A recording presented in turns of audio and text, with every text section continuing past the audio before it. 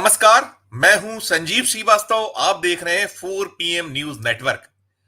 परीक्षाओं में धांधली, देश इस मामले में निरंतर बढ़ते ही जा रहा है। धांधलियों का क्रम ऐसा हो रहा है कि समझ और बूझ नहीं पड़ रही है। अब एनटीए के एग्जाम में भारी स्कैम, बड़ी धांधली सामने आई है और इस धांधली ने देश को हिलाकर रख दिया है। लगभग 24 लाख से ज्यादा बच्चे एग्जाम में बैठे थे और जो नतीजे आए हैं, नतीजों के बाद बच्चे और उनके अभिभावक समझ नहीं पा रहे हैं कि ये कैसे नतीजे हैं। बहुत सारे बच्चे ऐसे रहे हैं कि जिनको लेकर जिन्होंने जो शिकायतें दर्ज कराई हैं, उनका जवाब नहीं मिल पाया है। और सबसे खास बात यह रही है कि इस बार जो एनटीए है, उसने ग्रेस मार्किंग की थी और ग्रेस मार्किंग के बाद ही बवाल मचा है। और कल तक एनटीए ठहरा रहा था सही अपने जो निर्णय को, लेकिन जब यह मामला सुप्रीम कोर्ट में पहुंचा तो आज सबसे पहले एनटीए ने उस ग्रेस मार्किंग को समाप्त कर दिया। और अब जो ये बच्चे जिन्हें ग्रेस मिला था, कुछ इस तरह की एक एनटी की ओर से दलील आई थी कि बच्चे, कुछ सेंटर्स थे जहां एग्जाम कंडक्ट करने में देरी हुई और उसकी वजह से उन्हें टाइम का जो कम पड़ा, उसके चलते ये ग्रेस मार्किंग की गई। और अब जब ये मामला सुप्रीम कोर्ट पहुंचा तो ग्रेस मार्किंग को समाप्त कर दिया गया और कहा गया है कि वो बच्चे या तो दोबारा एग्जाम दें। ऐसे बच्चों की संख्या 1500 से कुछ ज्यादा है, 1563 बच्चे हैं जिन्हें ऑप्शन दिया गया है कि वो या तो फिर से एग्जाम दे दें अथवा वो ग्रेस को हटाकर ही जो मार्क बचते हैं उसके आधार पर उनका चयन की प्रक्रिया होगी। तो जो बच्चे ग्रेस मार्क में थे वो अब सकते में, और इसके पहले जो नतीजे आए वो नतीजों को लेकर तो देश में बवाल मचा ही मचा हुआ है।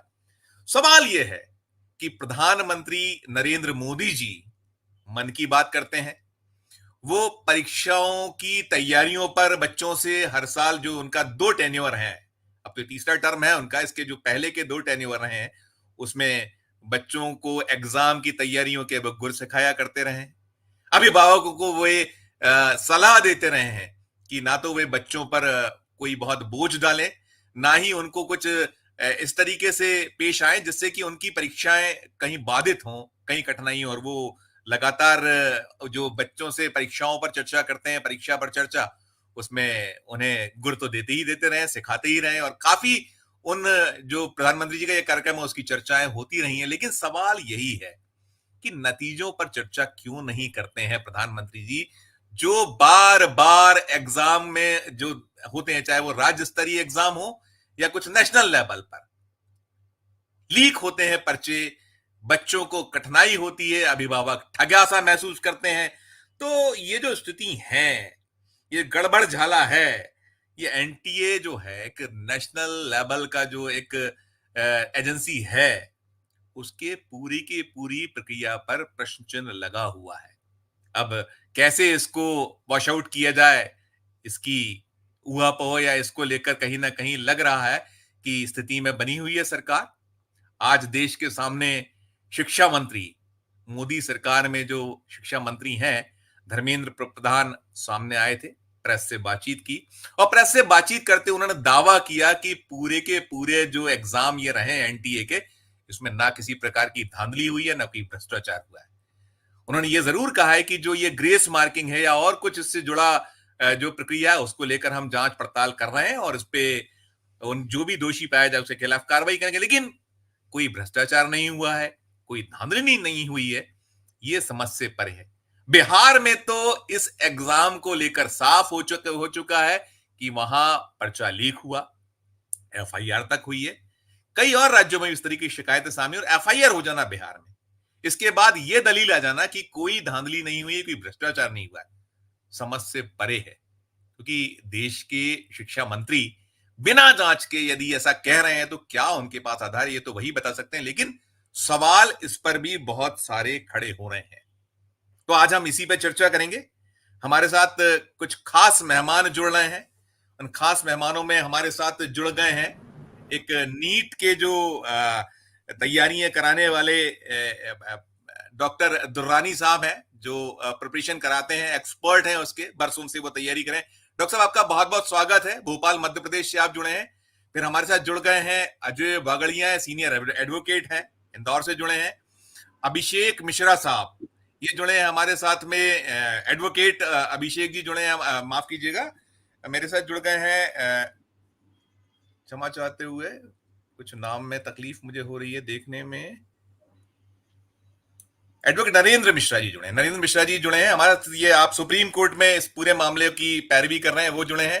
डॉक्टर सुधांशु कुमार साहब जुड़ गए हैं, दिल्ली विश्वविद्यालय के प्रोफेसर रहे हैं, वो हैं। साथ में राशिद जहीर साहब हमारे साथ वरिष्ठ साथी हैं, हमारे यूपी से जुड़े हुए हैं। आप सभी का बहुत बहुत स्वागत है। डॉक्टर साहब मैं शुरुआत आपसे करूंगा। दुरानी साहब, ये जो पूरे का पूरा मामला मसला है, जो प्रक्रिया सामने आई और लाखों बच्चों का भविष्य कहीं ना कहीं अंधकार में हुआ है, परेशान हैं जिन बच्चों का, हजारों बच्चे ऐसे हैं जो जिनका चयन होना था वो कहीं कठिनाई में है। पूरी की पूरी प्रक्रिया जो सवालों के घेरे में, संदेह के दायरे में, पहली प्रतिक्रिया डॉक्टर दुरानी साहब आपकी। अनम्यूट कर लीजिएगा, अनम्यूट कर लीजिएगा आपका माइक, माइक अनम्यूट कीजिएगा। नहीं हुआ। जी जी हाँ हो गया। जी जी शुरुआत करिएगा, सुनाई दे। सभी को नमस्कार, बहुत बहुत शुक्रिया आपने मुझे इनवाइट किया। और मेरी आवाज थोड़ा सा भारी है, उसको आई होप कि उसको समझ जाएंगे। कोई कठिनाई जी। मुद्दे की बात यह है कि अभी जो ये लग रहा है कि नंबर बढ़ गए, बच्चों के बहुत ज्यादा नंबर बढ़ गए। 67 बच्चों के 720 मार्क्स आए। लगभग 2500 के करीब बच्चा ऐसा है जिसके 720 में से 700 के करीब मार्क्स आए। नंबर क्यों बढ़ गए, एक्चुअली क्या है, कुछ इसका बैकग्राउंड में मैं जानना चाहता हूँ, आपको उसको बताना चाहता हूँ। एनटीए ने पहले एआईपीएमटी एग्जाम करवाया करता था। एनटीए ने 2019 से इसको टेक ओवर किया। 2018 तक, मैं आपको पीछे बैकग्राउंड शॉर्ट में बताऊंगा, 2018 तक इंडिया के किसी भी बच्चे के कभी 720 में से 720 मार्क्स नहीं आए थे। इवन 700 भी नहीं आए थे। इंडिया का टॉपर भी 700 के नीचे ही रहता था। 2018 तक एक भी नहीं आया। 2019 में पहली बार उन्होंने एग्जाम करवाया, 115 बच्चों के 700 से ऊपर नंबर आए। अब थोड़ा फिगर एक दो नंबर इधर उधर हो सकता है। 115 बच्चों के 700 से ऊपर नंबर आए और 2 के 720 आए। पूरे इंडिया में लोग हिल गए कि ये क्या हुआ, एक साथ 115 बच्चों के कैसे आ सकते हैं। फिर उसके बाद उसके अगले साल लगभग 210 बच्चों के 700 से ऊपर नंबर आए और 3 के 720 आए। लास्ट ईयर लगभग 350 बच्चों के 700 से ऊपर नंबर आए थे और 2 बच्चों के 720 थे। इस बार क्या हुआ, इस बार 67 बच्चों के 720 नंबर आए और 2500 के करीब बच्चे ऐसे हैं जिनके 700 नंबर आए। अब ये बढ़ने की वजह क्या है, 2-3 वजह है। मैं पहले एक चीज बताऊं। सबसे पहली चीज ये है कि जैसे पेपर का लोग लेवल बोल रहे हैं कि पेपर का लेवल गिरा है, इसमें कोई शक नहीं, लेकिन मुद्दे की बात कोई दूसरी है। हर साल रैंक का इन्फ्लेशन होता है। हर साल रैंक का इन्फ्लेशन होता है। 10-15 नंबर तो हर साल बढ़ते हैं। कोई स्कैम नहीं होगा तब भी 10-15 नंबर तो बढ़ेंगे ही बढ़ेंगे। उसका रीजन क्या है, नीट में नंबर ऑफ अटेम्प्ट्स के बाद कोई बैरियर नहीं है। जेई वगैरह में है, नीट में आप चाहे मेरी 61 एज है, मैं दे सकता हूं, मुझे भी अलाउ है। आप कहते हैं 100 अटेम्प्ट कर ले, कोई फर्क नहीं पड़ता। तो उससे क्या होता है कि जिस बच्चे ने इस साल निकाला उसके मार्क्स कम आए, थोड़े बहुत मार्क्स रह गए, अगले साल वो ड्रॉप लेगा और अगले साल जो है उससे बेहतर परफॉर्म करेगा। तो उसकी परफॉर्मेंस का सुधार खुद ब खुद होगा, क्योंकि पिछले साल का ड्रॉपर, 2 साल का ड्रॉपर, और ये ड्रॉपर जो है ना, उनकी स्टडी बहुत ज्यादा हो जाती है तो वो खुद ब खुद नंबर बढ़ाते हैं। तो 10 से 15 का इन्फ्लेमेशन, ये तो नेचुरल इंक्रीज है, इसमें हमें कुछ नहीं, कोई ऑब्जेक्शन नहीं। लेकिन जब से एनटीए आया है उसकी वजह से उतना तेजी से बदलाव हुआ है। जैसे इस बार करीब 50 नंबर का इन्फ्लेशन हुआ है। 50 नंबर कैसे आ गए, अब 2-3 रीजन है। पहली चीज तो ये एनटीए ने काम किया, ये कोई भी नहीं बोल रहा है, मैं आपको इस वाली बात बताना चाहता हूँ। अभी एनसीईआरटी ने टोटल मिला के फिजिक्स, केमिस्ट्री, बायो में 96 चैप्टर हुआ करते हैं 11-12 के मिलाकर, इसने 16 चैप्टर कम कर दिए, एकदम से 80 चैप्टर रख दिए, 16 चैप्टर एकदम से पूरे खत्म कर दिए। क्या नहीं, बच्चे जो है बच्चों के लिए हम आसान करना चाहते हैं, आसान करना चाहते हैं। अब मैं यूं कहूंगा, जैसे कोविड टाइम जब चल रहा था 20 और 21 के अंदर, उस वक्त सबसे कमजोर बच्चे थे। क्यों? क्योंकि पढ़ाई उनकी हो नहीं पाई। एग्जाम भी आपको मालूम है, जनरल प्रमोशन हो गए थे हायर सेकेंडरी वगैरह के अंदर। उसका 2022 में जब 12th जिस बच्चे ने दिया, उस साल नीट हुआ था जुलाई में, सितंबर से ड्रॉपर बैच बनना शुरू हुआ।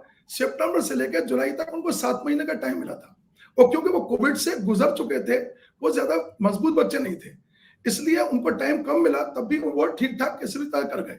लेकिन इसके बाद 2023 से कोविड का कोई असर नहीं है, बच्चा पढ़ने वाला है।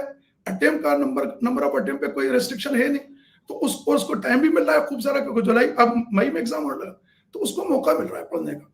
चैप्टर आपने कम कर दिया, 90 की जगह 80 कर दिया। दूसरा जैसे वो है फिर केमिस्ट्री में 30 चैप्टर थे, आपने 11 चैप्टर कट किए, 19 चैप्टर।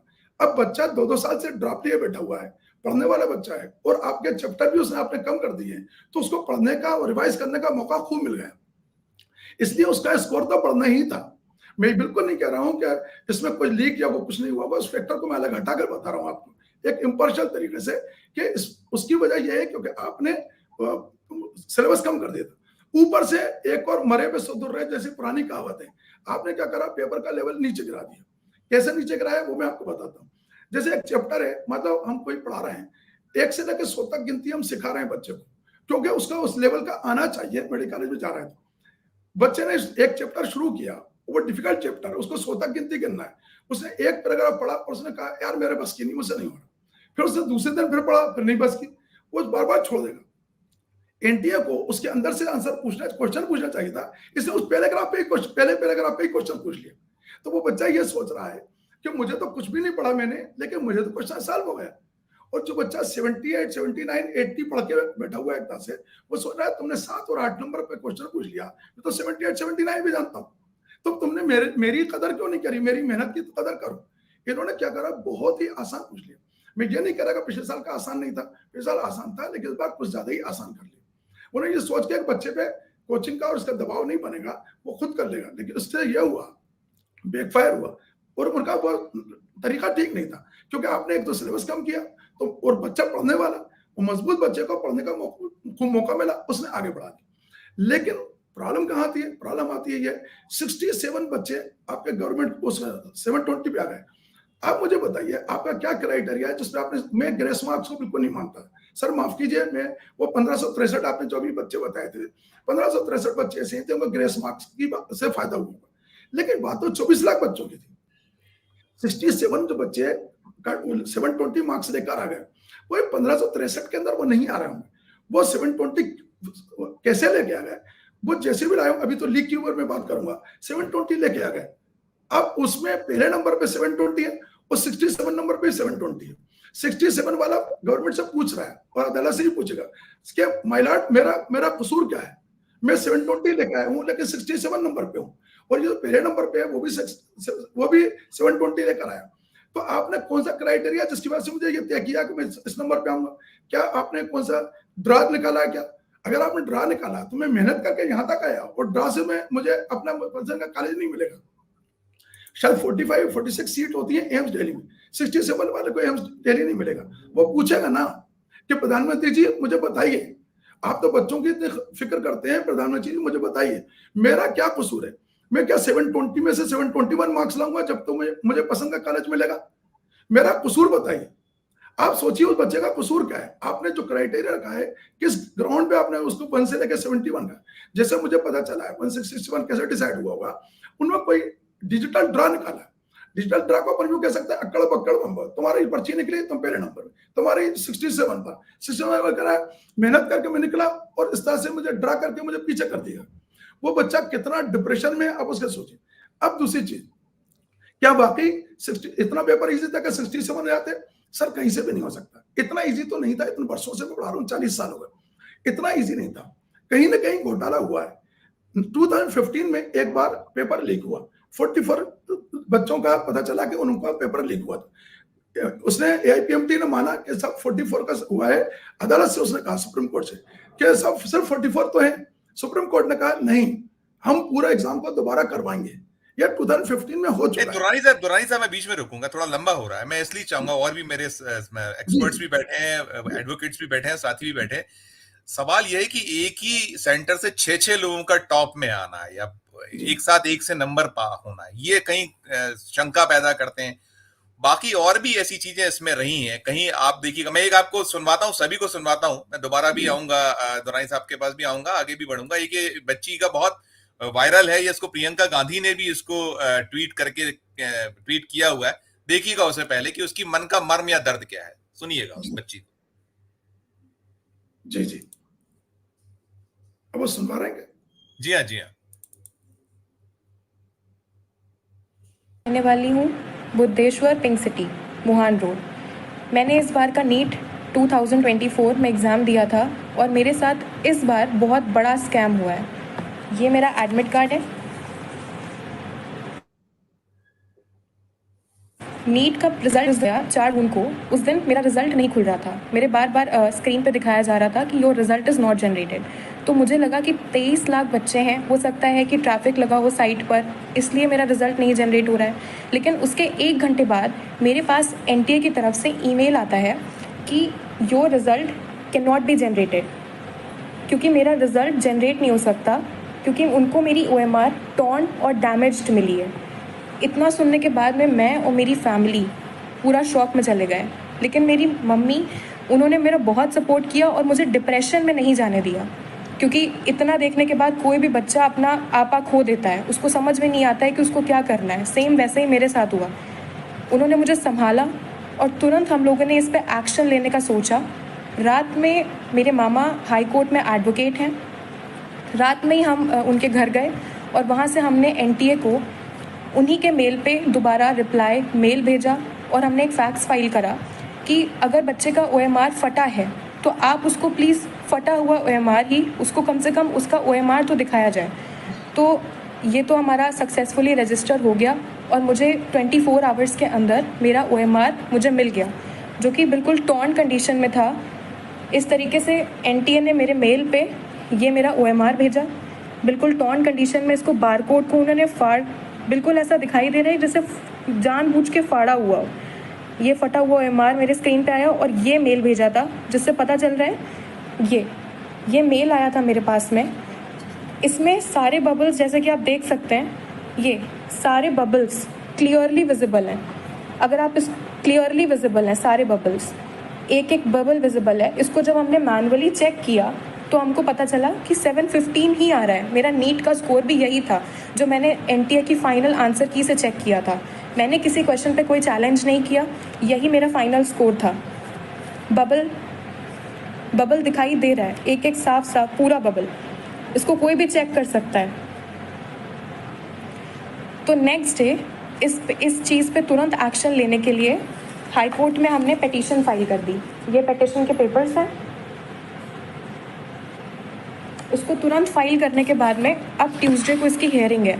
तो जो भी मुझे सुन रहा हो, मेरी न्यूज़ जो देख रहा हो, मैं आपसे रिक्वेस्ट करती हूँ, जैसे सब बच्चे पढ़ते हैं, ये मेरा 3rd अटैम्प्ट था और मेरे फर्स्ट अटैम्प्ट में नीट में 535 मार्क्स आए थे, उसके बाद 570 मार्क्स आए और अब मेरे इतने मार्क्स आ रहे थे। तो मैं अपनी पूरी मेहनत लगाई, मैंने 3 साल पूरी मेहनत करी है और मैं प्लीज़ आपसे रिक्वेस्ट करती हूँ कि अपनी लखनऊ की बेटी का सपोर्ट करें और मुझे प्लीज़ इसमें जस्टिस दिलाएं, क्योंकि अगर अब मेरे साथ या मैं डिप्रेशन में गई तो मेरा नीट और पढ़ाई से विश्वास उठ चुका है, क्योंकि मैंने पूरे साल इतनी मेहनत करी, ना मैं सोई अच्छे से, ना मैंने खाया, मैं अपनी कोचिंग में रही और मैं सिर्फ पढ़ी हूँ। मैंने किताबें, मतलब एकदम, मैं बस इतना चाहती हूँ कि आप मेरी फीलिंग्स को समझें। मेरे पास जितने प्रूफ्स हैं और जो एनटीए से मेल आया है, मुझे सपोर्ट करें और जस्टिस दिलाएं कि मेरा पेपर दोबारा से चेक हो। जो मेल पे मेरा पेपर आया है वो चेक किया जाए और मेरा भी रैंक में नाम आए जैसे सबका आया है, क्योंकि मेरा रिजल्ट ही नहीं दिया गया मुझे। I hope. ये आयुषी पटेल थी, लखनऊ से थी, लखनऊ की बिटिया है और ऐसा कई सारे बेटे बेटियों का दर्द हमने देखा है, सुना है। और मैंने जैसा कहा दुरानी जी, FIR भी हुई है। स्कैम की जो बात हो रही है, ये जो एग्जाम में जिस तरीके की बार बार धांधलियां हो रही हैं, जिस तरीके के, आप देखिए कि और ये शिक्षा मंत्री तो मानने को तैयार नहीं। उनका कहना है कि कहीं से कहीं तक उन्होंने क्लीन चिट दे दी आज, एक तरीके से ये कहा जा सकता है। उन्होंने कहा कि कहीं कोई कुछ नहीं हुआ है। तो एक छोटी सी टिप्पणी, फिर मैं नरेंद्र मिश्रा जी के पास जाऊंगा जो दिल्ली से हमारे साथ जुड़े हुए हैं। आज उन्होंने पैरवी भी की इस मामले पे, वो जो याचिका है उस पर वो सुनवाई और सबके लिए लड़ाई लड़ रहे हैं। तो उनके पास एक छोटी सी टिप्पणी आपकी, फिर मैं आगे बढ़ता हूँ। डॉक्टर साहब दुरानी जी सर, ये जो बच्ची के साथ में हुआ है, ये उसके साथ में ये जो गड़बड़ हुई है, ये उसकी पर्सनल है सर, जिसके लिए गवर्नमेंट को एड्रेस करना चाहिए उसकी प्रॉब्लम को और उसका आंसर शीट को, OMR को चेक करना चाहिए, उसका नंबर देना चाहिए। लेकिन इसकी वजह से रीनीट नहीं हो सकता, क्योंकि ये उसकी अपनी पर्सनल खुद की गड़बड़ हुई है, जो ऐसा नहीं होना चाहिए और उस लड़की को रिलीफ मिलना चाहिए। लेकिन क्योंकि जब FIR हुई है पेपर लीक हुआ है, ये अपने को पता चल रहा है। तो इसलिए गवर्नमेंट को पिछले प्रेसिडेंट वो वाला देखना चाहिए। 2015 में सुप्रीम कोर्ट ने ये कहा था 44 हुए हो तब भी हम दोबारा करवाएंगे। इस बार तो उससे बड़ा हो सकता है और बहुत बड़ा फैला हुआ। तो ये 2500 जो बच्चे 700 और 67 लाए सर, इसमें कहीं ना कहीं इनका रोल जरूर है। और यहाँ पे जो अगर आप की जाए तो मैं एक बस सिर्फ सी बात कहूंगा और उसके बाद फिर आप मुझे जिसमें भी चाहें। मेरा सिर्फ एक ये प्लीज, गवर्नमेंट जो है ना ये मान रही है ये बच्चे नहीं है, ये विपक्ष है। देखिए आप विपक्ष ही नहीं माने चलेगा, आप विपक्ष की नहीं मानते बिल्कुल चलेगा, कुछ भी मत मानो, लेकिन ये बच्चे हैं, ये आपके अपने बच्चे हैं, आपकी पार्टी के भी लोगों के बच्चे हैं। इनके दर्द को समझिए, ये विपक्ष नहीं है। अब इस हर चीज को ईगो पर नहीं लेना चाहिए गवर्नमेंट को, हर चीज बिल्कुल डॉक्टर, मैं दोबारा लौटूंगा। बिल्कुल आपने बहुत वजह बात की है। डॉक्टर मैं चाहूंगा नरेंद्र जी के पास, एडवोकेट है, सीनियर एडवोकेट सुप्रीम कोर्ट में, इस मामले को वो पैरवी कर रहे हैं।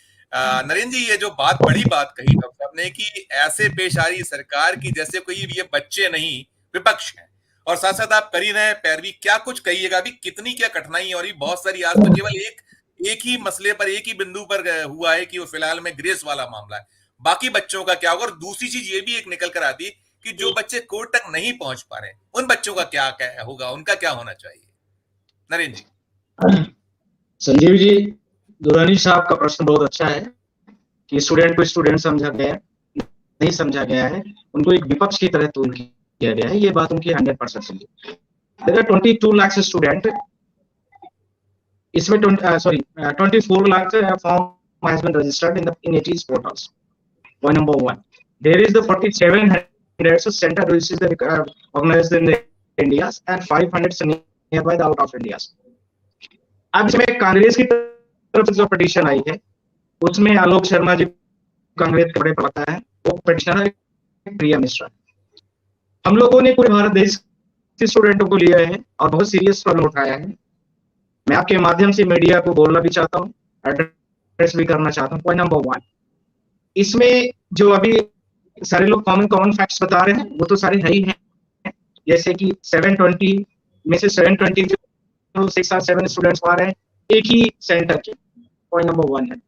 पॉइंट नंबर 2 इसका है कि जो भारत देश में इस प्रक्रिया में आए स्टूडेंट हैं उनमें से NCERT के कुछ बच्चे ऐसे हैं जो ऑप्शंस को लेकर के चैलेंज किए हैं, पर उनमें जैसे मान लीजिए और भी दोनों ऑप्शन सही है या ए में से बी सही है, या NCERT का उन्होंने हवाला दिया कि पुरानी वाले में ये नए वाले में है। जो बच्चों ने ये दोनों देख कर की, दोनों को देखा, दोनों आंसर सही लग रहे हैं उनको, और उनमें से दोनों को नहीं स्कोर किया, दोनों को नहीं टच किया क्योंकि दोनों आपसे गलत हो सकता, तो उनके साथ में कुछ भी इन्होंने किया है। दूसरा, जिसने ए किया या बी किया उसके साथ भी इन्होंने फेयर जस्टिस नहीं किया है। तीसरा, इसके साथ में बहुत सारे बच्चे ऐसे आए हैं जिनकी OMR सीट में कुछ और मार्क्स दिया गया है, और जब लास्ट में 4 जून को जब रिजल्ट डिक्लेयर हुआ है उसमें जो रिपोर्ट कार्ड आया है वो अलग आ रहा है। यानी दोनों में बेसिक बहुत डिफरेंसेस है। लाइकवाइज मैं उदाहरण के तौर पर कल भी आज तक वगैरह में बोला है, कल भी चला पूरा, मैं ये बोलना चाहता हूँ कि जैसे मान लीजिए 480 किसी बच्चे का नंबर आया OMR सीट में और वो 400 मार्क्स यहाँ पर वो पा रहा है, OMR सीट का नंबर 480 है, डिक्लेरेशन में वो 400 नंबर को उसको रिपोर्ट कर दिया जा रहा है। सिमिलरली 320 किसी ने 320 को नहीं दे रहे हैं, सिर्फ 300 पर हैं। ये आप इसी के साथ में राजस्थान से मुझे बहुत सारे NITs की कोचिंग है, जैसे कोटा हो गए, आप जानते हैं पूरे मध्य प्रदेश के हब हैं, मध्य प्रदेश भी है और सब जगह है, कानपुर वगैरह भी।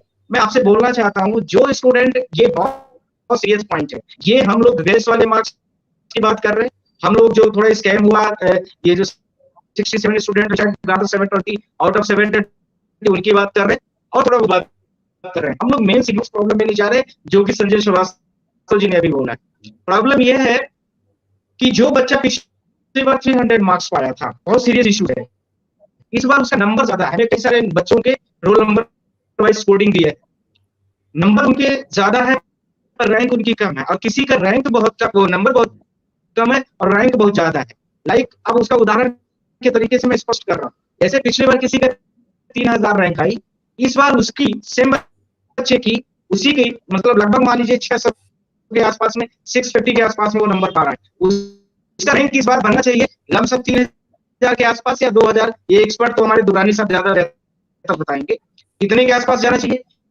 इस बार उसकी रैंक जो आ गई 15,000 की रैंक लग गई। अब इसके बीच में जो 10 से 12,000 का जो बच्चों का डिफर आ रहा है, डिफरेंसेस आ रहा है, उस पर कोई जांच नहीं हो रही है। हमने सुप्रीम कोर्ट से पेश किया है कि रोल नंबर वाइज आप 1 से लेकर लगभग 60,000 बच्चे एमबीबीएस के लिए एलिजिबल हो सकते हैं। ये 60,000 बच्चों की हमारी सीट को आप पूरा का पूरा पोर्टल में दे दीजिए। आप दे जो क्वालिफाइड है, लगभग आप 70-80 जो बच्चों का दे रहे हैं, दे रहे हैं, आप पूरे बच्चों का दे दीजिए, 1 से लेकर के उनका स्कोर और साथ में उनका रैंक और साथ में सेंटर। आप उसको देने से पूरे भारत देश के पूरे सारे पब्लिक डोमेन पर चीजें जब आ जाएंगी तो अपने आप सारी चीजों को बहुत बड़े लेवल पर खुलासा भी हो जाएगा। ये हो गया मेरी पैर का पहला पॉइंट। पॉइंट नंबर इसका सेकंड जो हमने इसे लगाने के लिए पूरी बात किया है, इसी को क्रिस्टल लगाने के लिए हमने हमारी पिटीशन में है, कोर्ट ने बोला कि नहीं हमें करने से मना कर रहा है, पर हमने उन चीजों को लेकर के आना हूं। बहुत सारे उन्होंने हमें बोला है कि आप और बहुत सारी चीजों को लेके आइए, बहुत सारे आइए, वो इस बात को लेकर के कोर्ट रेडी है। बहुत सारे कोटा के बहुत सारे इंस्टीट्यूशन है, मध्य प्रदेश के बहुत सारे इंस्टीट्यूशन को जानते हैं, यूपी को भी कुछ जानते हैं। मैंने बोला कि आप ऐसे बच्चों को हमें मार्कशीट प्रोवाइड करिए जिनको 2000 मतलब मान लीजिए 720 में से उनको मिल रहा है 650 मिल रहा है, पर रैंक ऐसे पर कम वाले को ज्यादा, क्योंकि ये ज्यादा का नंबर दिखा करके रैंक नहीं दिखाते। ये सारी चीजें हमारे पास आ रही है। जल्द से जल्द हम इसमें स्टे लगाने के लिए लगे हुए हैं कि दोबारा इसमें एग्जाम कंडक्ट किया जाएगा। और बहुत सारे ग्राउंड है, ज्यादा टाइम नहीं लेना चाहते हैं, पर मेन पूरे भारत देश के जो बच्चे हैं, इंडिया के बाहर के भी जो बच्चे हैं, हम सबको कैलकुलेट करके चलना चाहते हैं कि उनके साथ में जो इंडिया के बाहर उनके साथ कैसे फेयर हो सके, और इसके साथ में जो इंडिया के हैं उनको कैसे फेयर मिल सके। हमारा इस 1600 बच्चों का जो ग्रेस को रिपोर्ट ने बोला और उसके हिसाब से दोबारा एग्जाम कंडक्ट कराने के लिए करके कोर्ट बोला, तो इसमें हम ज्यादा मतलब न के बराबर बातें हुई, और हम पूरे भारत देश के लिए लगे हुए। जल्दी ही इसमें सुनवाई, थोड़ा हमारे एविडेंसेस और स्ट्रांग हो जाए, हम इसको फिर से कर रहे हैं। बिल्कुल बिल्कुल, मैं दोबारा लौटता हूँ आपके पास। आप इसमें सारा का सारा एक करके और एग्जाम कैंसिल हो और दोबारा हो, इसके लिए आप प्रयासरत हैं, आपने बताया। मैं अजय जी आपके पास आता हूँ। अजय जी, हम देख रहे हैं कि लगातार जिस तरीके से ये जो परीक्षाओं में धांधली है, हम कोई नई चीज नहीं है। व्यापम, आप चूंकि मध्य प्रदेश से आते हैं, व्यापम को दुनिया ने देखा है, व्यापम में क्या कुछ हुआ, एक चीज। फिर दूसरी चीज है कि इसका जो जस्टिफिकेशन की बात होती है, जैसे अभी दुरानी साहब कह रहे थे, ऐसे प्रस्तुत होती है सरकार जो भी है कि जैसे कोई विपक्ष से बात कर रहे हो, हम वो उसको बच्चा अपना मानते ही नहीं है। और हमने इसमें तो कितना सफर करता है बच्चा, और फिर एक ही सेंटर से कई कई टॉपर। हमने मध्य प्रदेश में देखा, वो पटवारी कांड हुआ था हमारे यहाँ, पटवारी परीक्षा भर्ती जो घोटाला था, अभी उसमें कुछ नहीं हो पाया। वो भी एक ही सेंटर से 9 बच्चे थे, 8 बच्चे थे उसमें। तो इन सब के बीच में क्या आपकी क्या राय है as a advocate, as a आपको एक आप अभिभावक भी हैं, लगातार हम ये चीजें हो रही है और कहीं कोई इस पे संज्ञान उस तरीके से नहीं होता कि दोबारा ये उसकी पुनरावृत्ति ना हो। आपकी प्रतिक्रिया अजय जी। संजय भाई, क्या मेरी आवाज आप तक पहुंच पा रही है? तो शुरू करो। धन्यवाद। देखिए संजय भाई, एक थोड़ा सा विषय जो है वो इसको थोड़ा सा व्यापक करें हम। सवाल ये कि अगर ये स्टैंड अलोन या अपने आप में एकमात्र विषय होता कि जहां पर बच्चों ने आकर के NEET के एग्जामिनेशन में कोई धांधली या कोई घोटाला या किसी को त्रुटि भी कहें, अगर सरकार के पक्ष में बात करें त्रुटि है, तो ये समझ में आता है कि ये क्षम्य अपराध की श्रेणी में आता है।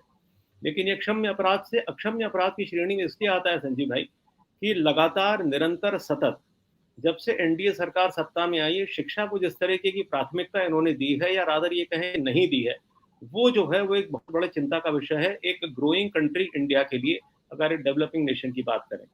मध्य प्रदेश, जिस प्रकार इंदौर मेरा शहर है वो स्वच्छता के लिए जाना जाता है, उसके कुछ समय पहले तक मध्य प्रदेश व्यापम घोटाले के लिए जाना जाता था। लोग ये कहते थे कि मध्य प्रदेश ऐसा व्यापम घोटाला हुआ, वहां से आते हैं आप, चलिए बड़ी शान की बात है। उसी प्रकार थोड़े दिन पहले की बात करें तो आपने सुना होगा, देखा होगा, पढ़ा भी होगा कि उत्तर प्रदेश में जो पुलिस भर्ती को लेकर के घोटाला हुआ, 48 लाख एडमिट कार्ड इशू हुए थे, वहां पेपर लीक हुआ, वो उस परीक्षा को कैंसिल कर दिया गया। नर्सिंग घोटाला मध्य प्रदेश में अभी उरूज पर है, हम उसके बारे में पढ़ते हैं। माननीय उच्च न्यायालय के इंटरवेंशन के बाद उसमें CBI की जांच की गई, करीब करीब 67 या 68 कॉलेजेस की मान्यता समाप्त कर दी गई। उसके बाद उस CBI जांच पर भी प्रश्न चिन्ह लगे और एक नई एजेंसी उसकी जांच कर रही है, जैसा कि आप जानते हैं। और थोड़ी सी बात करें तो हम जाकर के मैंने एक के बाद एक जिस तरीके से शैक्षणिक स्तरों, जैसे शिक्षा को लेकर के घोटाले हो रहे हैं, पेपर लीक हो रहे हैं आसानी से, ये एक नहीं थमने का नाम लेकर जैसा एक सुनामी जैसी आ गई है देश में। अब प्रश्न ये है कि मौलिक अधिकार शिक्षा को जब संवैधानिक रूप से इसको मौलिक अधिकार की श्रेणी में लाया गया 2002 तक, अगर हम बात करें, नरेंद्र भाई मेरे साथ जुड़े हुए हैं, नरेंद्र भाई एग्री करेंगे मेरे साथ में कि 2002 के पहले ये direct principles of state policy में एजुकेशन आया करता था। 86वां जो संशोधन है कॉन्स्टिट्यूशन में हुआ, 86th अमेंडमेंट, उसके द्वारा आप 2002 में शिक्षा को एक फंडामेंटल राइट के रूप में आप लाए हैं। तब कंसेप्ट ये था, सरकार स्वाभाविक दूसरी थी, तब कंसेप्ट ये था कि फंडामेंटल राइट के रूप में शिक्षा, राइट टू एजुकेशन एक्ट हमने बना करके लाया कि शिक्षा जो है वो आम आदमी के उत्थान का सबसे पहला कदम है, या यूं कहें सबसे पहली सीढ़ी है। दुर्भाग्य की बात ये रही कि 3 अगर मुख्य चीजों को हम देखें, शिक्षा, चिकित्सा, कानून, ये 3 चीजें इंसान की जिंदगी में किसी भी राष्ट्र से अगर मैं उम्मीद करता हूं तो सबसे ज्यादा जुड़ी हैं। फिलहाल कानून व्यवस्था की हम बात ना करें, वो आपके सामने दूसरा विषय है, मैं और नरेंद्र भाई मिलकर के बहुत रोशनी डाल सकते हैं। चिकित्सा की बात करें तो चिकित्सा की जो हालत है हमारे सामने है, किस प्रकार से महामारी का प्रकोप हमारे खास दूसरी कोविड वेव में था, अब महत्वपूर्ण रह गई शिक्षा। तो शिक्षा को लेकर के जिस तरह से उदासीनता या जिसको लेकर के छुपाने की प्रक्रिया सरकार द्वारा लगाई जाती है, आजमाई जाती है, और लगातार वर्ष दर वर्ष, और एक मौन चुप्पी, और शीर्ष स्तर के न सिर्फ नरेंद्र मोदी जी, मन की बात करना बेहद आसान है, खुद के मन की बात करना और आसान है, लेकिन कभी दूसरे की बात भी सुनना सीखिए साहब। पूरे समय बहुत अच्छी बात करी डॉक्टर दुर्रानी ने कि हम विपक्ष के लोग नहीं हैं, हम हर वो व्यक्ति जो आपकी कार्य प्रणाली पर कहीं ना कहीं प्रश्न चिन्ह अगर उठा रहा है, और तब उठा रहा है जब आपकी कार्य प्रणाली निरंतर लगातार प्रश्न चिन्हों के घेरे में आकर के खड़ी हो गई, वहां जवाब न देना, ये दर्शाता है 2 ही बातें। या तो आपको उस विषय की पूरी तरह चिंता है ही नहीं, आप चिंतित ही नहीं है कि शिक्षा का स्तर कितना गिर गया है, और या फिर ये है कि आप अपनी गलती स्वीकार करने से डरते हैं, आप में इतना साहस नहीं है कि आकर के आप ये कहें कि ये गलत हो रहा है, इसको हम इसके लिए रेक्टिफिकेटरी मेजर्स देंगे। दोनों ही बातें अपनी नजर, मेरी नजर में गलत है।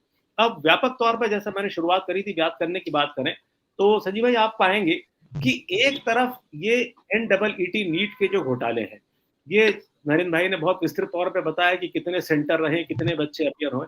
एक बात ये है, 24 लाख बच्चों का भविष्य आपने कहीं ना कहीं अधर में डाला। मैं उन 15,000 बच्चों की, 1500 बच्चों की बात नहीं कर रहा हूं जिनके कि सिर्फ मार्क्स जो है वो ग्रेस मार्क्स मिले, और उसका जस्टिफिकेशन अगर धर्मेंद्र प्रधान जी ने शायद ये दिया या सुप्रीम कोर्ट में ये दिया गया शिक्षा विभाग द्वारा कि साहब वो समय की जो कमी थी उसको पूरा करने के लिए हमने ग्रेस मार्क्स दे दिए।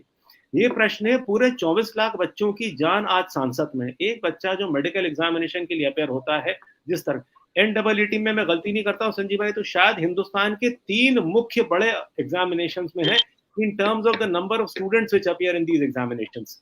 तो आप 24 लाख बच्चे, उन 24 लाख बच्चों के पीछे और 24 लाख परिवार जिनकी संख्या नहीं करते 1 से 1.25 करोड़ होती, और ये वो बच्चे हैं जो कल बड़े होकर के डॉक्टर बनेंगे या प्रोफेसर बनेंगे, और जिनके हाथ में आपकी हेल्थ, आपकी स्वास्थ्य सुविधा, आपकी चिकित्सा आएगी।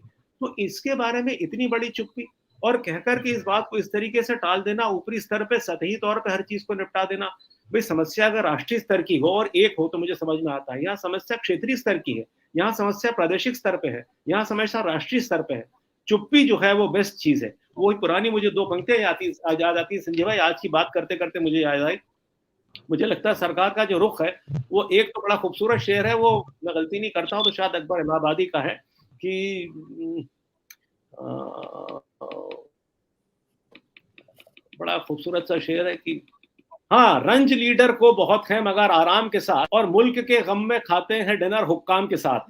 तो दुख तो बहुत है देश की बेदर्दी को लेकर के, लेकिन कोई पीड़ा झलकती नहीं है। और इसी पे 2 पंक्तियां साधारण हिंदी में मुझे याद आती हैं, वो ये है कि अब किस किस को देखिए, किस किस को रोइए, आराम बड़ी चीज है, मुंह ढक के सोइए, शांत रहिए, हर विषय किसी न किसी रूप में अपने आप ढल जाएगा, बंद हो जाएगा। देश अगर चिल्ला रहा है तो चिल्लाते रहने दीजिए। 5 साल हमें पब्लिक ने दिए हैं, इन 5 सालों में सिर्फ और सिर्फ हम अपने नाम की दुदुम्बी बजाते रहेंगे, अपने आप को मीडिया के सामने प्रोजेक्ट करते रहेंगे। हम अपने आप को अंतर्राष्ट्रीय विषयों की चिंता, हमारे राष्ट्रीय विषयों की चिंता से ऊपर रख करके हम बात करेंगे। तो कुल मिलाकर के संजीव भाई दुर्भाग्य है इस देश का, और ये तो सौभाग्य है कि आज हम कोर्ट के सामने जा सकते हैं। मेरा आपसे, आपके माध्यम से जानना, लोगों तक पहुंचाने की बात है कि ये क्यों जरूरी है कि हर विषय में कोर्ट जाकर के और कोर्ट का इंटरवेंशन जरूरी हो। आप कितने विषय हैं, आप मुझे बताइए। राहुल जी की अगर संसद की सदस्यता को लेकर के बात करें, हमको कोर्ट जाना पड़ता है। शिक्षा की बात करें, हमें कोर्ट जाना पड़ता है। कानून की लचर व्यवस्था की बात करें, हमें कोर्ट जाना पड़ता है। हर विषय में आम आदमी आज कोर्ट का मुंह देखता है, और ये तो सौभाग्य है इस देश का कि हमारी जुडिशरी जो है वो अनबायस्ड तरीके से निर्णय लेती है। लेकिन ये जिम्मेदारी सरकार की है। आप लेजिस्लेचर हैं, आप विधायिका हैं, आप अपनी जिम्मेदारी का निर्वाह आखिर कब करेंगे? और आप ही के चुने हुए लोग हैं जो आकर के ये बैठे हैं। तो ये दुर्भाग्य कहूंगा संजीव भाई मैं एक तरीके से। बिल्कुल बिल्कुल ठीक कहना है कि यह दुर्भाग्य की बात है कि हर मामले के लिए कोर्ट। डॉक्टर सुधांशु सर, आपके पास आता हूं। ये मतलब ये कहीं कोई जब तक कोर्ट ना जाया जाए, कल तक यही जो एनटीए वो कल कह रहा था कि नहीं, कहीं कोई धांधली नहीं है, कहीं कोई गड़बड़ी नहीं है, और हमने जो किया है, ये जो ग्रेस मार्किंग है, ये हम बिल्कुल ठीक किया है। और आज उसने सबसे पहले वहां पर जब वो पहुंचा तो उसने उसको रिवर्ट हो गया, वापस ले लिया उस मामले को। और दूसरा सवाल इसके साथ साथ ये भी कि जो 1563 बच्चों वाला जो मामला है, क्या इसे फोकस ऐसे माना जाए कि ये पूरे के पूरे मामले पर ये अब इसमें आदमी उलझ जाए कि देखिए परीक्षा में इनको दोबारा जाना है, नहीं जाना है? इस पे क्या कहेंगे आप डॉक्टर सुधांशु? संजीव जी, दरअसल क्या है कि बात होनी चाहिए एनटीए को लेकर, क्योंकि ये सारी परीक्षाएं एनटीए कराती, और एनटीए का गठन नरेंद्र मोदी जी ने किया था अपने शासन, और तब बड़े दावे किए गए थे कि भाई आज के बाद जब नेशनल टेस्टिंग एजेंसी के आने के साथ ही जो है सारी परीक्षाएं देश भर की जो है पारदर्शी हो जाएगी। मुश्किल क्या है, देखिए होता क्या है ना कि कोई भी संस्था जो बनाई जा रही है इनके द्वारा, उनकी शक्ति, उनकी क्षमता जितनी रहती है उससे ज्यादा प्रचारित किया जाता है। आपको बताऊं, मैं पिछले 3-4 सालों से मेडिकल एग्जाम में पार्टिसिपेट करता हूं एज ए ऑब्जर्वर, और सारी चीजें मैं रहता हूं नीट एग्जाम में, चूंकि एज ए प्रोफेसर बुलाते हैं। जो सिस्टम बनाया गया, ऐसा नहीं, नीट का जो नीट की परीक्षा हो या इसके अलावा जितनी परीक्षाएं एनटीए करा रहा है, सेंटर लेवल पे बहुत सारे व्यवस्थाएं हैं, वहां पर जैमर लगना है, फलाना है, ठिकाना। एक्चुअली क्या है, ये जो रिसोर्स प्रोवाइड करने वाली संस्थाएं हैं, मैं जो कहना चाह रहा हूं कि जांच होनी चाहिए नीट के, एनटीए के पूरे वर्किंग के ऊपर, और बहुत तरह का स्ट्रक्चर खड़ा कर रखा है, और उसमें किस तरह की धांधलियां हो रही हैं। कैमरा, जो संस्थाएं काम करती हैं, वीडियो लगाने वाली अलग हैं, जैमर वाली अलग हैं, सिक्योरिटी वाली अलग हैं, वो कौन लोग हैं, क्या करते हैं, कैसे करते हैं, वो इम्पोर्टेंट। और क्या एनटीए सक्षम है कि देश भर में जितना एग्जाम हो सब वो करा सकता है? मैं आपको बताऊं, हमने नजदीक से देखा, एनटीए इतना सक्षम है ही नहीं कि वो सारे एग्जाम उसी के मत्थे मर दिया जाए। पर क्या होता है कि एक हनक सी पैदा हो गई है कि भाई जो हम कर दिए वो सारा सही है, उसमें कोई सवाल मत पूछिए, उस पर कोई डिबेट डिस्कशन नहीं होगा, हमने आदेश कर दिया तो वो होना है। 5-7 साल पहले बनी हुई संस्थाओं को पूरे देश भर का एग्जाम कराने आप दे दोगे तो वो कोलैप्स करेगा, और कर रहा है वो। आपको बताऊं, उनके पास एक दिन पहले जो ऑब्जर्वर खोजे जाते हैं कि 4 नाम तुम दे दो, 5 नाम तुम दे दो, यहां से ला दो, वहां ये कर दो। कोई व्यवस्थित तरीका नहीं है इनके पास। तो जब व्यवस्थित तरीका नहीं है, और देश भर के नौनिहालों का भविष्य, और सारे एग्जाम वो होते हैं जो खास करके, देखिए जो +2 करके बच्चा आ रहा है, वो एकदम नया बच्चा है, वो जीवन की पहली पीढ़ी पे, वो पहली सीढ़ी पे पैर रख रहा है, पहली सीढ़ी की तरफ बढ़ रहा है, और आप उसके साथ इस तरह का धोखा करते हैं, इस तरह का उसको धक्का पहुंचाते हैं, तो किस तरह से व्यवस्था में उसका जो विश्वास है पैदा होगा। ये मानवीय पहलू भी है जिसको देखना चाहिए। जिन 24 लाख बच्चों का, और 24 लाख मैं सेंटर्स पे बताता हूँ किस तरीके से बच्चे कम वो रहते हैं, उनके परिवार, और एक बच्चा, उनके माँ आ रहे हैं, उनके पिताजी आ रहे हैं, उनका भाई आ रहा है, बहन आ रहा है, 4-4, 3-3 लोग जो है एग्जाम में एक बच्चों को पहुंचते हैं। और इतनी तरह की व्यवस्थाओं के बावजूद भी अगर ये होता है तो क्या ये दुर्भाग्यपूर्ण नहीं है? क्या सरकारों को ये सोचना नहीं चाहिए कि आप कर क्या रहे हो? और ये जो सफाई दी जा रही है, अभी मैं देख रहा था कई सारे अखबारों में, आप ठीक है, मुझे तो बड़ा आश्चर्य लगा, एक पेपर, मान लीजिए क्वेश्चन पेपर में एक प्रॉब्लम आ गई, तो उसको लेकर आपने ग्रेस मार्क्स का तरीका निकाल लिया, उसको माइनस कर देते ना पूरे क्वेश्चंस को, साफ हो जाता, सबके लिए इक्वलिटी आ जाती। क्या इतनी समझ नहीं होगी एनटीए के पास? पर प्रॉब्लम क्या है, कुछ चीजें इनको करनी होती है। एनसीईआरटी में अलग आंसर आ रहा है, क्या आप जब पेपर बना रहे हो उस समय ये चेक नहीं करते? इतनी बड़ी परीक्षा है जहां पर 24 लाख बच्चों का इन्वॉल्वमेंट है, और 24 लाख बच्चे का मतलब 24 लाख परिवार कम से कम इन्वॉल्व हो रहा है, उसकी चिंता नहीं करेंगे आप अपनी छोटी छोटी गलतियां आपकी जारी रहेंगी, और इतने बड़े बड़े क्लेश पैदा हो। लेकिन जो महत्वपूर्ण चीज आप याद करिए, चुनाव के दौरान बहुत तेजी से ये बात फैली थी कि नीट का पेपर लीक हुआ है, जी हाँ। याद करके देखिए, वो जिस समय एग्जाम हुआ था उसके एक दिन पहले, उस दिन बहुत शोर शराबा था कि नीट का पेपर भी पहली दफा है जब इस शासन में नीट का पेपर भी लीक हुआ, उसकी तो कोई जांच की ही नहीं गई। अगर कोई शोर मचा था और आज वो सारी चीजें परिणाम में दिख रही, इसका मतलब वो शोर सही था जब उस समय उठा था। और क्या तरीका क्या बना लिया गया, आप एकदम कोई भी तरह का कोई भी कमी आ जाए, जो अभी कोई साथी कह रहे थे, अजय जी शायद कह रहे थे कि कितनी भी कमी आ जाए हम उसकी तरफ ध्यान ही नहीं देंगे। जैसे कहते थे ना पहले, वो गांधी जी का वो बन जाना कि भैया आप हमें गाली दे रहे हो, हम तो ले ही नहीं रहे, तो आप हमारी कमियां बता रहे हो, हम उसको स्वीकार ही नहीं कर रहे, तो स्वीकार नहीं कर रहे हो तो हमें कार्रवाई नहीं करनी पड़ेगी। तो ये जो सिस्टम बन गया, इस पे इसको चेक एंड बैलेंस करने की जरूरत है। जो प्रतिपक्ष के लोग हैं और आम जनता खासकर, नेताओं की छोड़िए, ये समाज की समस्या बन गई। और इतने दिनों से एग्जाम करा रहे हैं, लगातार इस तरह की समस्या आ रही है, तो आप उस पर कुछ तो रिसर्च करेंगे। अभी कोई बता रहा था अखबार में कि मतलब वो जो एक तरह के मार्क्स आए वो तो है ही, एक सेंटर पे ऐसे बच्चे हैं जहां पर एक लॉज में 10 बच्चे रह रहे हैं, उन 10 बच्चों का एक जैसा मार्क्स है। ये कैसे हो गया भाई? ये हो सकता है क्या? इतनी समझ नहीं है। 10 बच्चे, मान लीजिए मैं 10 बच्चा एक साथ रहता हूँ, एक ही तरह की तैयारी करता हूँ, उसके बावजूद अभी मैं पप्पू यादव जी का बयान देख रहा हूँ, उसमें वो कह रहे हैं कि कोई लॉज है बिहार में किसी क्षेत्र का जहां पर एक ही लॉज के 10 बच्चों का 10 का भी एक ही जैसा अंक आ गया। ये कैसे हो जाएगा भाई? यस, मान लीजिए 10 बच्चा, ठीक है, मेरिट भी अच्छी है, तैयारी भी अच्छी है, उसके बावजूद भी छोटी मोटी गलतियां करेगा, एक आध नंबर ऊपर नीचे होगा, एक ही जैसा कैसे आ गया? एक ही लॉज में रह रहा है, अलग अलग के हो सकते हैं। तो धांधली तो हुई है, कोई ना कोई बड़ा माफिया देखिए, और ये लगातार हो रहा है। जिस चीज के लिए आपने एनटीए की स्थापना की, स्टेट वाइज उठाकर देख लीजिए। उत्तर प्रदेश तो बदनाम ही हो गया है, पेपर लीक होना ही होना है जी, सारे पेपर्स होते हैं। और मैं आपको बताऊं, जब मतलब कई सारे जो गरीब परिवार के बच्चे हैं, खास करके उनकी समस्या ज्यादा बड़ी है।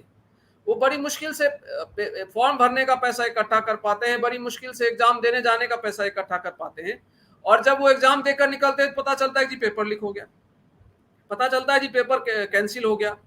और कार्रवाई क्या? और सबसे बड़ी बात यह है कि भाई कभी ये सुनने में नहीं आता कि फलाने पेपर लीक हुए थे, उसमें इतने 25, 50, 100, 200 लोग जो इस अपराध में संलिप्त थे, उसको कड़ी कार्रवाई हुई उसके ऊपर। ये तो कभी सुनाई नहीं पड़ता, बहुत लिपापोती हो जाती है। और एक चीज बताऊं, एनटीए में कुछ ऐसी संस्थाएं इन्वॉल्व हैं जो बड़े पैमाने पर इसमें जो धांधलियां हो रही, उसमें मतलब बहुत सारी चीजें जो, चूंकि हम बहुत फैक्ट लेकर आप यहाँ पर नहीं बैठते, आपके पास कोई प्रमाण नहीं होता, लेकिन मैंने नजदीक से देखा है, वहां पर कई तरह के मतलब व्यवसाय शुरू हो चुका है वहां, और बहुत तरह के लोग हैं, और जो कहा जा रहा है कि खास तरह के संस्थानों से जुड़े हुए लोग हैं, खास व्यक्ति के लोग हैं जो मिलकर वहां पर लूट मचा रहे हैं। ये सारी बातें वहां निरंतर चल रही। बिल्कुल डॉक्टर साहब, मैं जी ट्रांसपेरेंसी की बात कर सकते, पारदर्शिता हो ही नहीं सकती। तो इस बार मुझे लगता है कि एक थॉरो जांच होनी चाहिए, सबको ये मांग करनी चाहिए कि भाई ये बार बार नहीं चलने वाला। देश के युवाओं से, उनके नौनिहालों से ये जो खेल है ये बिल्कुल बंद होना चाहिए, और जो भी इस तरह के अपराध में संलिप्त है उसको जो अधिकतम सजा हो। और सजा देखिए होता क्या है ना, बड़े बड़े लोग इसमें शामिल है खुद। डॉक्टर साहब बिल्कुल डॉक्टर साहब बिल्कुल, मैं एक राशिद भाई से एक टिप्पणी लूं, दोबारा आपके पास लौटता हूं, आप खत्म कीजिएगा एक सेंटेंस 2 सेंटेंस में, तो मैं दोबारा ये चीज है कि जांच हो, बहुत कड़ी कार्रवाई हो, जांच हो, और आइंदा ऐसी घटनाएं ना हो, ये राज्य की सरकार हो, केंद्र की सरकार हो, सबको सुनिश्चित करनी पड़ेगी। ये नहीं चलेगा कि बार बार ये सारी चीजें होती है। बिल्कुल राशिद भाई, जो डॉक्टर साहब ने भी कहा, हम लोग इसी पे चिंतन या मनन कर रहे हैं कि ये जो बार बार हो रहा है, एक बार नहीं। और उत्तर प्रदेश की जो डॉक्टर साहब ने बात की, आप पूरे इलेक्शन में हमने देखा कि पेपर लीक कांड उत्तर प्रदेश में गूंजता रहा, लगातार उस पर बात हुई, और शायद उसके रिपरकेशंस भी हमें नतीजों में कुछ नजर आए। लेकिन जो बच्चे हैं, जब डॉक्टर दुर्रानी साहब ने जहां से शुरुआत की थी, मैं वहीं पर आकर पुनः उसको, चूंकि आप भी बहुत ज्यादा निगाह नजर रखते हैं सब चीजों पर, तो ये जो एक तो विपक्ष जैसा समझना, और दूसरा ये इसकी बार बार पुनरावृत्ति, और तीसरी जो बड़ी चीजें भी डॉक्टर सुधांशु जी ने कही, किसी को कोई सजा ही नहीं मिलती है। अभी भी हम देख रहे हैं, जिस तरीके डॉक्टर धर्मेंद्र प्रधान जी ने आज जो क्लीन चिट सी दे दी है, क्या कहिएगा आप, क्या टिप्पणी करिएगा राशिद भाई?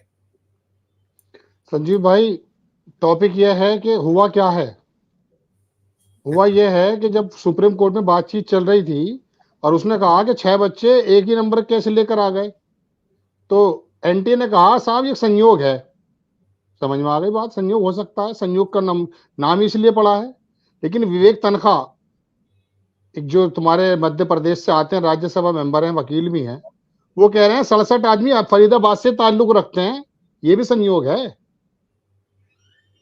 6 आदमी 720 ले आए, समझ में आ गई बात।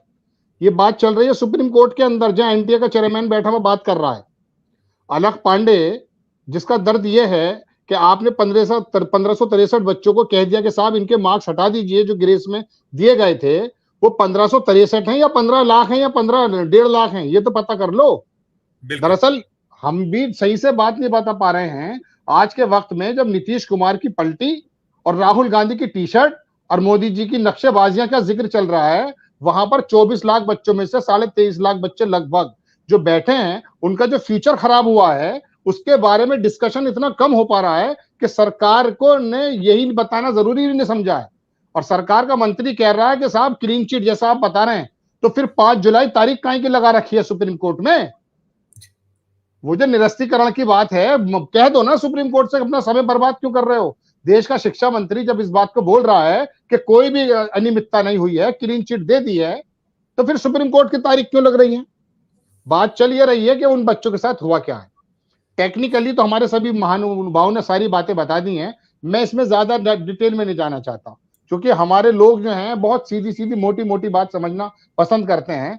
अंदरूनी बात यह है कि एनटीए का डायरेक्टर ग्रेस मार्क्स को लेके 10 दिन से जो अड़ा हुआ था, सुप्रीम कोर्ट में आते के साथ ही सरेंडर क्यों कर गया?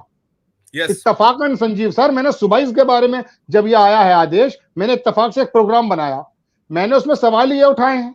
बात 23,23,000 बच्चों की नहीं है। हमारे किसी साथी ने कहा कि बच्चों ने कहा कि विपक्ष मत समझो, इन्हें विपक्ष मत समझो। देखिए, मैं अपने टॉपिक से 1 मिनट के लिए हटूंगा, फिर वापस आ जाऊंगा इसी पर। विपक्ष के लोग रावलपिंडी से हैं, पाकिस्तानी हैं, कहां के हैं विपक्ष के लोग? इसी देश के हैं ना। हमारे अगर महानुभाव भी कहेंगे कि इन्हें विपक्ष मत समझो, तो विपक्ष का काम क्या है? विपक्ष का काम है सत्ता पक्ष से सवाल करना, देश हित में या पार्टी हित में, इतना ही तो हो सकता है। लेकिन पाकिस्तान हित में तो नहीं है ना, चाइना के हित में तो नहीं है ना।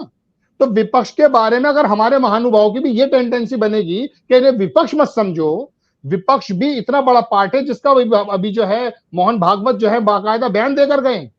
मोहन भागवत ने कहा कि ये बंदे, इनका एक अलग इनकी सोच है, अलग इनका सवाल है, इन पर गौर करो। ये हमारे प्रतिद्वंदी नहीं है, ये विपक्ष है, अपने एक राय रखते हैं। तो विपक्ष के बारे में अगर हम ये सोचने लगेंगे, स्टूडेंट्स तो सोच रहे हैं, चलिए वो तो इस समय मानसिक स्थिति उनकी क्या है।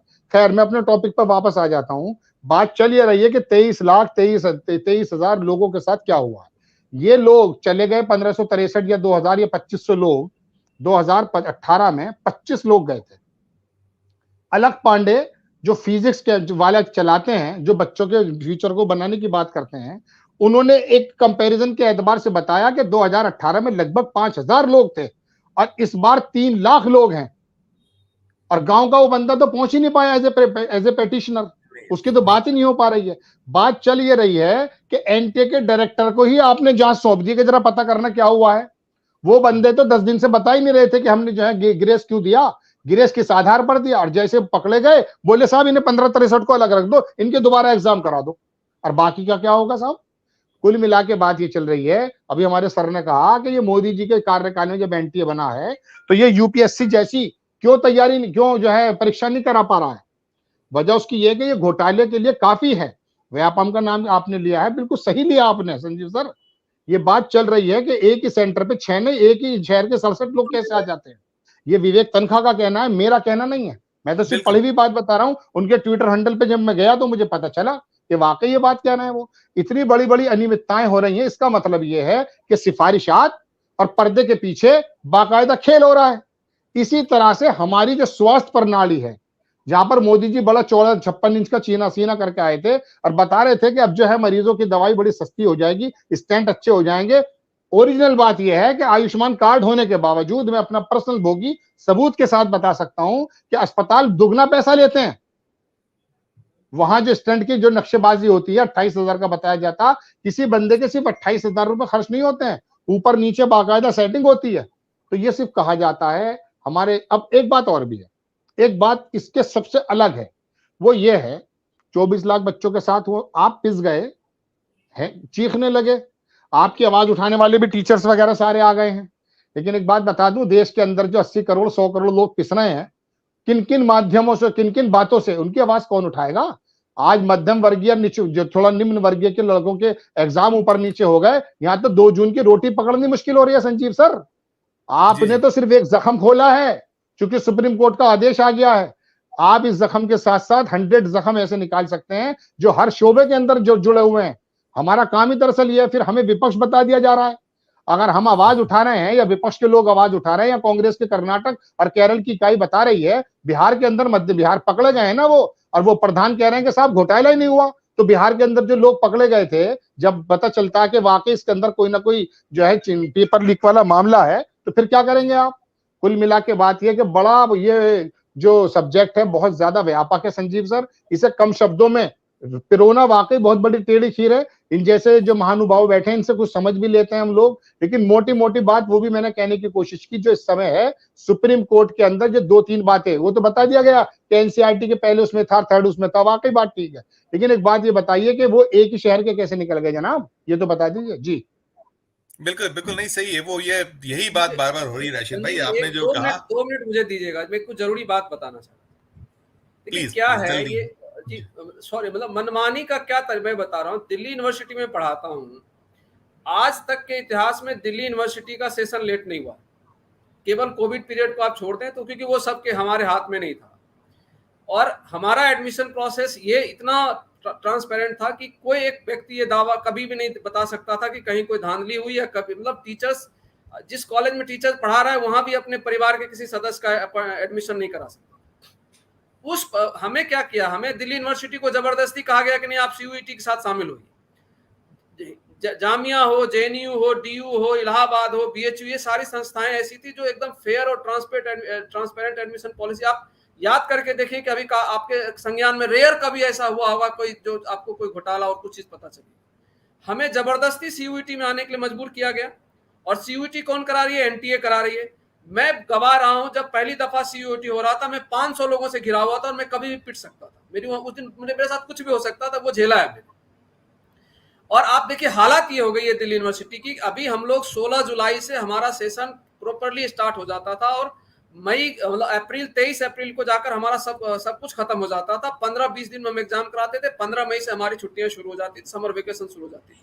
आज हालात ये है कि अगस्त, सितंबर, अक्टूबर तक एडमिशन चलते रहते हैं इस एनटीए की वजह से और इस सीयूईटी की वजह से। लेकिन और इस एक इतनी बड़ी संस्था जो आज इस बार भी हम लोगों ने, दिल्ली यूनिवर्सिटी ने जो है वर्ल्ड क्यूएस रैंकिंग में 380वां स्थान इस बुरे हालात में हम लोगों ने लिया है, उसके बावजूद भी हम लोग को प्रेशराइज किया जा रहा है कि नहीं आपको तो सीयूईटी में रहना।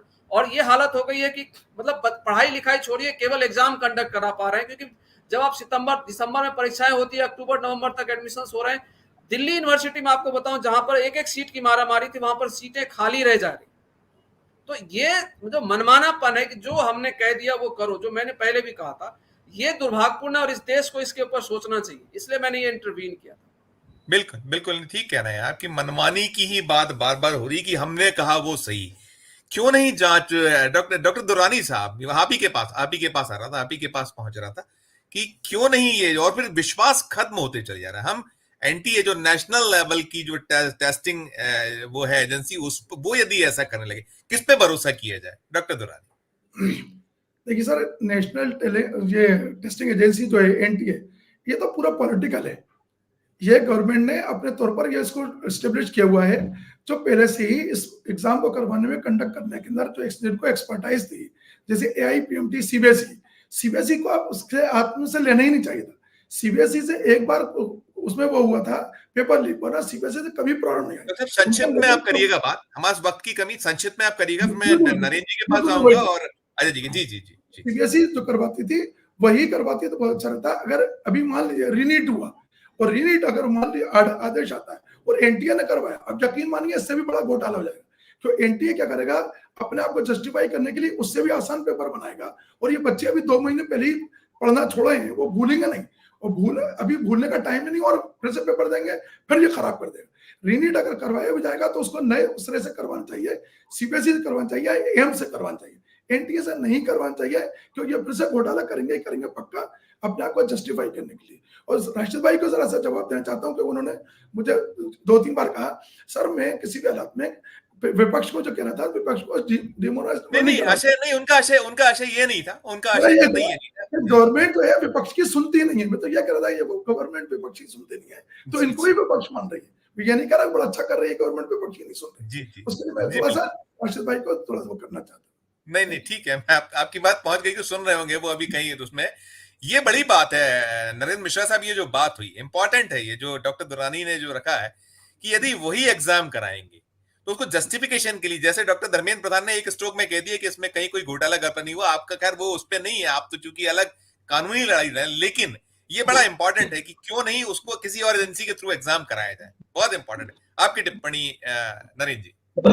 संजीव जी, मैं सारी बातों को कंक्लूड करके एक से बोलना चाहता हूँ। मैं सब आपको देखिए, पार्लियामेंट का पॉलिटिकल सिस्टम, तो पॉलिटिकल चीजें लोग जो करेंगे हम वकील हैं, हम क्या कर सकते हैं, जिससे इंपॉर्टेंस बढ़ेगी। फर्स्ट, अब उसमें हम 23,30,000 जो बच्चे जिनका फॉर्म सेलेक्ट था एग्जाम में जो आए, उनको लेकर के हम बताते हैं। उसमें गरीब जो बिहार का भी जनता है, जो हमारे मध्य प्रदेश रीवा के गांव से आके आया या जो नहीं पहुंच पाया है, उसको फ्री ऑफ फेयर से ऐसे एग्जाम्स में सारे प्रोसेस में हम आ जाए, इसके लिए हमारी कुछ लड़ाई है। और उसके लिए हम इस लड़ाई में हम कोर्ट से बार बार प्रेयर कर रहे हैं कि the NTA hold the integrity of the fairness of the exam process at the result. ये नहीं फेयर कर रहे हैं। और इसके लिए जैसा कि हमारे प्रोफेसर साहब और दुरानी साहब और बहुत सारे लोग जो बोल रहे थे, सच बात है कि इन्होंने एक प्राइवेट एजेंसी बना दी, जिससे कोई एलिगेशन है वो प्राइवेट एजेंसी अपना झेलेगी। और ये एग्जाम को अपने लोगों को सेट करने का एक तरीका है, वो नहीं होना चाहिए। उसको लेकर के मेरी लड़ाई है। और मुझे लगता है बहुत जल्दी से 1-2 वीक के अंदर में ये सारी चीजें फ्री हो जाएंगी। और फेयर करने के लिए हम सारे लोग पूरी तैयारी पर हैं। हमें बहुत सारी सीट को देने के लिए बोला है कोर्ट ने, हम उसको प्रोवाइड कर रहे हैं जल्दी जल्दी। और हम इस एग्जाम को फिर से दोबारा कराने के लिए हमारी जो रिक्वेस्ट है, नहीं तो कोर्ट ने नोटिस करने के बाद सुनने को तैयार नहीं हो रही है। करीब 8 जुलाई के बाद आप लोग आइए, अप्रोप्रिएट जो बेंच होगी उस पर हम बैठेंगे। तो हम इसमें नहीं है, हम तो अभी यदि अभी काउंसलिंग शुरू होगी, ये हो जाएगा, फिर बच्चों के हाथ से सारी गेट से सारे पाले से बाल निकल जाएगी, वो नहीं करना है। हमें जल्दी से जल्दी हम इन सारी चीजों को करके आ रहे हैं। ये देखिए जनाब, यही बस नहीं है, सारे लोग जितने भी पॉइंट बोले हैं सारे कंक्लूडेड पॉइंट है। 1-2 एक्स्ट्रा चीजें मुझे मिली तो 67 से सारे के सारे बच्चे फरीदाबाद वाले थे, वो मुझे नॉलेज में नहीं थी क्योंकि पिटीशन पहले बना के डाली गई थी।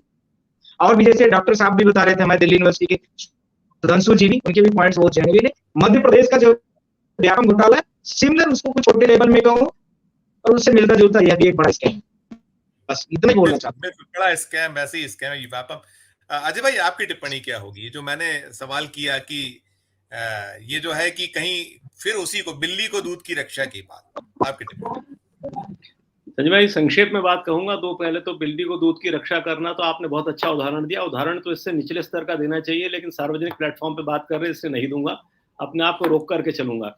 देखिए, 2 तरह की बातें होती है। पहला तो ये होता है कि किसी भी बहुत बड़ी परीक्षा की प्रक्रिया अगर हो, राष्ट्रीय स्तर की हो या यूं कहें अंतर्राष्ट्रीय स्तर की हो, तो त्रुटियां जो है तकनीकी रूप से हो सकती हैं, जो कि जैसा कि मैंने कहा कि क्षम्य है, जो माफ करने काबिल है। लेकिन त्रुटियों के अलावा अगर आप काउंटर डिस्टिंक्शन में देखें, बेईमानी और चोरी है और वो बार बार और लगातार निरंतर हो रही है, एक ही विभाग में है, तो स्वाभाविक है कि वो क्षम्य अपराध की श्रेणी में नहीं आती। उनके लिए लायबिलिटी फिक्स करना जरूरी है और लायबिलिटी फिक्स करके उस आदमी का प्रोसिक्यूशन जरूरी है, उसकी सजा तक उसको ले जाना जरूरी है ताकि रिपीट ना हो। As it normally said in the criminal law that you are not punished only because you stole the sheep, but you are punished because sheep may not be stolen। तो उसका deterrent effect दिखना चाहिए लोगों को आने वाले समय में, इसलिए बहुत जरूरी है कि रिस्पॉन्सिबिलिटी फिक्स की जाए। आखिरी सेंटेंस बोलूंगा कि हम बार बार सरकार की तरफ से ये पेशकश की जाती है कि हम इस परीक्षा को फिर से करा देते हैं। ये 1500 बच्चों का सवाल हो या 48 लाख युवकों का सवाल हो उत्तर प्रदेश वाले, तो प्रशासनिक अमला किस स्तर पे काम करता है, उसके बाद कितने रुपया हम परीक्षाओं पे खर्च करते हैं और ये रुपया आपका कहाँ से आता है। ये तो मेरा और आप जितने लोग हैं महानुभाव यहाँ विराजे हैं, वही टैक्स पेयर्स मनी है ना। तो ऐसी परिस्थिति आप निर्मित होने क्यों देते हैं कि हमारा रुपया जो है आपकी फिर से परीक्षा में लगे, प्रशासनिक अमला फिर से परीक्षा में लगे, बाकी बहुत सारी तैयारियां फिर से हों, उन सेंटर्स को जोड़ा जाए और उन बच्चे टूटे दिल लेकर के अपने सपनों को, जैसा कि आप ही ने मुझे वीडियो दिखाया उस बिटिया का, तो बड़े दिल में गहरा दर्द कर गया वो वीडियो। उसी बच्ची का भविष्य आप फिर से उसके सामने ला करके रख देते हैं कि जो तुम्हारी मेहनत थी सब बेकार है, फिर से मैदान जंग में आओ बेटा, फिर से लड़ो। संभावित है कि तुम फिर से जीतोगी, लेकिन ज्यादा संभावना नहीं है कि तुम फिर से नहीं जीतोगी, क्योंकि हम अंदरूनी रूप से पूरी तरह से अक्षम हैं और या बेईमान है कि तुम जैसे ईमानदार और सच्चे बच्चों को जो मेहनत करते हैं इस देश में कोई भविष्य नहीं दिखा सकते। तो ये दो बातें मेरे दिमाग में थी, इसलिए मैं वापस पलट के आया। बिल्कुल नहीं, ठीक कह रहे हैं, बिल्कुल। डॉक्टर सुधांशु जी, आपकी अंतिम टिप्पणी, छोटी सी टिप्पणी, मेरे पास वक्त की कमी है तो आपकी टिप्पणी का खत्म करूंगा जी। नहीं, देखिए बात ये जो इन्होंने कहा ना जिन्हें कि अल्टीमेटली ये रिस्पॉन्सिबिलिटी फिक्स होनी चाहिए, वो एचआरडी मिनिस्टर हो, उनके अंदर का मंत्रालय है, या एनटीए के अधिकारी हो, या ये जो सीयूईटी कंडक्ट कराने वाले लोग हैं, ये बार बार नहीं चलने वाला। अगर आपके बस का नहीं है तो आप इंतजाम करेंगे ना। 140 करोड़ का देश आप नारे लगाते हो, तो 140 करोड़ के देश में 24 लाख बच्चे एग्जाम दे सकते हैं। क्या आपको पता नहीं होता? आपसे मैनेज अगर नहीं हो रहा तो ये चलने वाला नहीं है ना। देखिए, अब एक चीज बताइए, आज ये सुप्रीम कोर्ट ने भी अलाउ कर दिया कि नहीं, चीजें जारी रहेंगी। आप एक चीज सोच कर देखिए, अगर कोई फाइनल डिसीजन आ जाता है या कोई ऐसी जांच निकल कर आती है जहां पर ये धांधली पकड़ी जाती है, तो जिन बच्चों का एडमिशन हो जाएगा उसके बाद उनका अगर कैंसिल होगा तो उनको और कितना धक्का लगेगा। तो आप किस परिस्थिति में लाकर बच्चों के साथ जो ये भावनात्मक खिलवाड़ हो रहा है, ये कब तक चलने वाला है? ये केवल मतलब किसी हमारे आपके सवाल का नहीं है, ये पूरा सवाल इस देश को सोचना चाहिए कि हम किस तरह की शासन व्यवस्था में जा रहे हैं और क्यों इन सवालों को महत्व नहीं देती भारत की मीडिया। ये भी एक सवाल है जो महत्वपूर्ण सवाल है। बाकी चीजें जो टी शर्ट एंड ऑल, अभी किसी ने कहा हमारे साथी ने, वो मुद्दा है ही नहीं। मुद्दा ये है और इस पे बहस होनी चाहिए। ये जरूरी पॉइंट्स हैं, इसके ऊपर काम करनी चाहिए सरकारों को, और हमें मजबूर करनी चाहिए सरकारें इसके ऊपर जवाबदेही के साथ और ट्रांसपेरेंसी के साथ सामने आए। अगर नहीं आएगा, आप सोचिए अगर इसी दौरान कोई बच्चा कुछ गलत हरकतें कर लेता है, उसकी जिम्मेदारी कौन लेगा? और कर सकते हैं, बहुत छोटे बच्चे होते हैं, 12वीं क्लास के बच्चे हैं। मैं तो अनुरोध करूंगा कोई ऐसी चीजें ना हो। अभी वो बच्ची कह रही थी कि उनके गार्जियन और सबके गार्जियन को भी साथ में खड़ा होना चाहिए। हम सबको खड़ा है, हम सब उन बच्चों के साथ खड़े हैं, लेकिन ये चीजें नहीं घटनी चाहिए। और जो भी कल्प्रिट है उसको पूरी की पूरी सजा मिलना चाहिए, चाहे वो एनटीए के अधिकारी हो, ये एग्जाम कराने वाली संस्था हो, और चाहे एचआरडी मिनिस्टर हो। अगर उनको भी अपनी जिम्मेदारी लेनी चाहिए। अगर उनके बस का नहीं है तो इस्तीफा दें। अगर वो नहीं संभाल पा रहे हैं तो उनको मंत्रालय में बैठे रहने का उनका कोई हक नहीं। बिल्कुल ठीक कह रहे हैं, आपने सही बात कही एकदम, कि वो जो बच्ची है उसके पेरेंट्स ने उसको संभाल लिया, वरना क्या कुछ हो सकता था। और ऐसे बहुत सारे बच्चे हैं जो डिप्रेशन में आ चुके हैं, जिन्होंने बहुत लंबी मेहनत, बहुत लंबे वक्त से तैयारियां की थी, उसकी कठिनाई। तो बहरहाल वक्त हमारे यहीं समाप्त हो रहा है, इजाजत नहीं दे रहा, इसको यहीं विराम दूंगा। डॉक्टर सुधांशु जी, नरेंद्र मिश्रा साहब, अजय बागड़िया जी, डॉक्टर दुर्रानी साहब और हमारे साथी जुड़े हुए थे, उन सभी का हम शुक्रिया अदा करेंगे। बहुत बहुत धन्यवाद सर। ये एक शानदार चर्चा, अच्छी चर्चा, और यही निकल कर आता है कि कहीं ना कहीं रिस्पॉन्सिबिलिटी फिक्स होना चाहिए। बार बार देश इस तरीके की जो स्थिति है इनको टॉलरेट नहीं कर सकता। और वो बच्चे, वो परिवार जो बेहद गरीब परिवेश से आते हैं, और कोई बच्चा गरीब हो या कहीं अच्छे घर से हो, कहीं से भी हो, मध्यम वर्ग से हो, उसकी कठिनाई है कि जो वक्त हाथ से निकल जाता है वो नहीं आता। और निश्चित तौर पर प्रधानमंत्री जी मन की बात करते हैं, प्रधानमंत्री जी परीक्षा पे चर्चा करते, तो कहीं ना कहीं नतीजों पर और इस तरीके के जो स्कैम्स हैं इस पर देश के सामने आकर चर्चा जरूर करना चाहिए। इस चर्चा में फिलहाल इतना ही। हम फिर किसी नए विषय, किसी नई चर्चा के साथ आपके समक्ष उपस्थित होंगे। हमारा अनुरोध कि ये चर्चा आपको कैसी लगी, हमारे इस वीडियो के कमेंट बॉक्स में जाकर डिस्क्रिप्शन बॉक्स में कमेंट जरूर कीजिएगा, और प्यार बनाए रखिए। देखते रहिए 4 PM न्यूज नेटवर्क। धन्यवाद, नमस्कार।